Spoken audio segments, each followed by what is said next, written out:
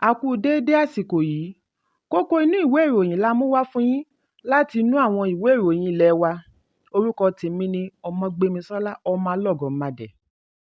Ẹgbẹ́ òṣèlú People's Democratic Party (PDP) ti fi ẹ̀sùn kan ìgbésẹ̀ gómìnà ìpínlẹ̀ Nasarawa Abdullahi Sule lórí ìdásílẹ̀ ẹgbẹ́ fìjìláńtè Fúlàní tí wọ́n pè ní Nomad Vigilante wípé ṣekúṣẹyẹ ni gómìnà. Alága PDP fún ìpínlẹ̀ Nasarawa Francis Orogo sọ èyí níbi ìgbàlejò àwọn obìnrin méjìdínlógójì tí wọ́n ṣẹ̀ṣẹ̀ yọ̀ǹda kúrò nínú ọgbà ẹ̀wọ̀n látàrí wípé wọ́n ṣe ìfẹ̀hónúhàn. Orogun ní pẹ̀lú wípé gómìnà gbà wípé òun lọ́wọ́ nínú ìdásílẹ̀ àti ìbẹ̀rẹ̀ ẹgbẹ́ fìjìláńtè nínú ìfọ̀rọ̀wánilẹ́nuwò ọjọ́ 21 oṣù Kínní, síbẹ̀ ó yọ ara rẹ̀ lẹ́yìn tí ìjọba fi ọwọ́ ṣìkún òfin mú ààrẹ ẹgbẹ́ Miyetti Allah Abdullahi Bódèjọ. Níbi ìfọ̀rọ̀wánilẹ́nuwò pẹ̀lú Ṣeun Òkínbàlóyè lórí ẹ̀rọ amóhùnmáwòrán Channels ni Sule ti sọ ní gbangba wípé wọ́n ti dá ẹgbẹ́ fìjìláńtè Fúlàní sílẹ̀, ó sì ti bẹ̀rẹ̀ iṣẹ́ ní ìpínlẹ̀ Nasarawa. Ó ní wọ́n ṣe ìdásílẹ̀ Nomad Group láti fi kún àwọn ẹ̀ṣọ́ aláàbò lọ́wọ́ kí wọ́n lè ráàyè fín àwọn Fúlàní adàlúrú jáde kúrò ní ìpínlẹ̀. Èyí ló mú alága PDP fi ẹ̀sùn kan gómìnà Sule wípé ṣekúṣẹyẹ ni. Ó ní ó já ìgbẹ́kẹ̀lé tí àwọn Fúlàní ní nínú rẹ̀ kulẹ̀. Ó ní àìní ìfọkànsìn bẹ́ẹ̀ ni ó ṣe àlékún ìwà dàlúrú. Bí Sule ṣe ń ṣe àtìlẹ́yìn fún wọn níkọ̀kọ̀ ló ń sẹ́ wọn ní gbangba. Ìròyìn jábọ̀ wípé àjọ Miyetti Allah ṣe ìfilọ́lẹ̀ 1144 ẹgbẹ́ Nomad Vigilante gẹ́gẹ́ bí ìgbìyànjú wọn àti kojú ìṣòro ajínigbé àti àwọn ìwà ọ̀daràn mìíràn ní ìpínlẹ̀ Nasarawa. Ẹ̀kúnrẹ́rẹ́ ìròyìn yìí wà nínú ìwé ìròyìn Daily Post tó jáde lónìí. Àwọn ẹgbẹ́ olùpèsè búrẹ́dì tí wọ́n ń pè ní Gurasa ní ìpínlẹ̀ Kano ti túyáyá jáde sí òpópónà láti ṣe ìfẹ̀hónúhàn lórí ọ̀wọ́ngógó iye tí wọ́n ń ra èròjà bíi fúláwà tí wọ́n fi ń ṣe búrẹ́dì, bí wọ́n ti ké sí Ààrẹ Bọ́lá Tinubu kí wọ́n gbà wọ́n kalẹ̀.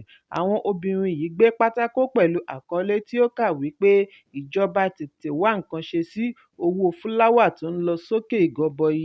Wọ́n ní àwọn pinnu láti ṣe ìfẹ̀hónúhàn kí àwọn aláṣẹ lè ṣe àkíyèsí wọn. Alága fún àjọ Gurasa obìnrin Fatima Awal Shediya Yangurasa sọ wípé síwájú àkókò yìí wọ́n ń ra àpò fúláwà 50 kìlógíráàmù ní ₦16,000. Láàárín oṣù kan ni ó fò lọ sí ₦43,000. Èyí ti wá mú ayé nira fún ọ̀pọ̀lọpọ̀ wọn tí ó mú wọn bọ́ sí oko gbèsè, àtijẹ àtimú àwọn pẹ̀lú àwọn ọmọ wọn ti wá nira. Fatima fi kún un wípé ní ìpínlẹ̀ Kano, ogunlọ́gọ̀ àwọn ọmọ ẹgbẹ́ wọn ni wọ́n ti lé àwọn ọmọ wọn kúrò ní ilé-ìwé nítorí àwọn òbí wọn ò rí owó san nípasẹ̀ okòòwò kan ṣoṣo tí wọ́n mọ̀. Ó ní fúláwà bua nìkan ni àwọn gbẹ́kẹ̀lé láti máa lò nítorí a máa fún wọn ní èrè gọbọi, ṣùgbọ́n ní báyìí kò sí lọ́jà mọ́ nítorí owó rẹ̀ tó hán gógó. Wọ́n wá fi àsìkò yìí ké sí alága fúláwà bua Abdulsamad Isiyaku Rabiu kí ó bá wọn ṣe àdínkù sí owó fúláwà rẹ̀ kí ó ro wàhálà tí wọ́n ń kojú nídìí ìpèsè búrẹ́dì. Ẹ̀kúnrẹ́rẹ́ ìròyìn yìí wà nínú ìwé ìròyìn Daily Post tó jáde lónìí. Aláyélúwà Olúwo ti ilẹ̀ Ìwó Ọba Abdulrasheed Adéwálé Àkànbí Tẹ́lúkìnní ti rọ Ààrẹ Bọ́lá Tinubu láti gbé àwọn ìgbésẹ̀ láti fi kojú ìṣòro ààbò. Lára rẹ̀ ni rírán àwọn Fúlàní re ilé-ìwé. Olúwo rọ ìjọba Tinubu kí ó náwó lórí ibùjẹran fún àwọn Fúlàní darandaran kí wọ́n tọ́jú màálùú wọn nítorí bí wọ́n ṣe ń da ẹran kiri yìí ń pa wọ́n lára àti orílẹ̀-èdè lápapọ̀. Ọba Àkànbí sọ èyí nínú ìwé àpilẹ̀kọ tí ó fi ránṣẹ́ sí Ààrẹ Tinubu lánàá bí ó ṣe ń fi ẹ̀hónú rẹ̀ hàn sí ìwà ìjínigbé àti ìṣekúpani láti ọ̀dọ̀ àwọn Fúlàní ní ẹkùn ìwọ̀-oòrùn àti káàkiri orílẹ̀-èdè. Ó ní àwọn Fúlàní ló ń hu ọ̀pọ̀lọpọ̀ ìwà ọ̀daràn tó ń ṣẹlẹ̀ láwùjọ bí ó tilẹ̀ jẹ́ wípé àwọn tí ó dára wà lára wọn. Bákan náà ni ọba rọ àwọn ẹ̀ṣọ́ aláàbò láti ṣe àmúlò ẹ̀rọ ìgbàlódé fi kojú ìṣòro ààbò. Lẹ́tà náà ṣàlàyé síwájú wípé bí ìjọba bá lè tètè kó àwọn ọmọ Fúlàní sí ilé-ìwé, èyí yóò mú àlàáfíà bá orílẹ̀-èdè nítorí ẹ̀kọ́ á máa ṣílẹ̀kùn fún àlàáfíà. Lákòótán, ó rọ ọmọ orílẹ̀-èdè kí wọ́n ṣe àtìlẹ́yìn fún àwọn ẹ̀ṣọ́ aláàbò nítorí wọn kò lè dá ṣe. Ẹ̀kúnrẹ́rẹ́ ìròyìn yìí wà nínú ìwé ìròyìn Vanguard tó jáde lónìí. Ìlúmọ̀ọ́ká olórin Fújì Wàsíù Àyìndé Marshal tí gbogbo ènìyàn mọ̀ sí K1 The Ultimate ti sọ fún Ààrẹ Bọ́lá Tinubu wípé ìyà ń jẹ ọmọ orílẹ̀-èdè Nàìjíríà, inú ń bí wọn pẹ̀lú sí ìjọba rẹ̀ látàrí ipò tí ọrọ̀ ajé orílẹ̀-èdè wà. K1 sọ eléyìí nínú fídíò tí ó gbòde kan lánàá lórí ẹ̀rọ ayélujára. Fídíò yìí wáyé níbi tó ti ń ṣiṣẹ́ eré. Síwájú àkókò yìí ni ọmọbìnrin rẹ̀ Dami Àyìndé ti sọ̀rọ̀ ní Ọjọ́rú bí ó ti sọ wípé èyí kìí ṣe àdéhùn tí ẹgbẹ́ òṣèlú All Progressives Congress ṣe.